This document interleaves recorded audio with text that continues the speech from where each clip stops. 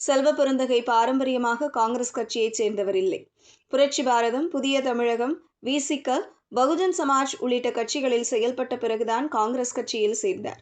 இதனால் காலம் காலமாக காங்கிரஸ் கட்சியில் சேர்ந்து செயல்பட்டு வரும் தலைவர்களுக்கும் செல்வ பெருந்தகைக்கும் இடையே கருத்து வேறுபாடுகள் இருந்து வந்தன.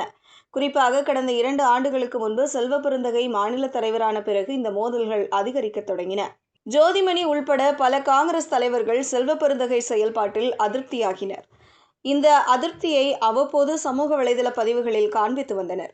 தற்போது சட்டசபை தேர்தல் வேட்பாளர் பட்டியலிலும் கூட கட்சிக்கு உழைத்தவர்கள் புறக்கணிக்கப்பட்டு புதிதாக வந்தவர்களுக்கு சீட் வழங்கப்பட்டுள்ளதாக பாரம்பரிய காங்கிரஸ் தலைவர்கள் குற்றம் சாட்டியுள்ளனர். அதோடு பணம் வாங்கிக் கொண்டு வேட்பாளர்கள் தேர்வு செய்யப்பட்டதாக குற்றச்சாட்டுகள் எழுந்தன. இதன் மூலம் செல்வ பெருந்தகை நேரடியாக குறிவைக்கப்பட்டார். இந்த நிலையில்தான் தேர்தல் முடிவுக்கு பிறகு தமிழ்நாடு காங்கிரஸ் மாநில தலைவர் பதவியில் இருந்து விலகுவதாக செல்வ பெருந்தகை அறிவித்துள்ளார்.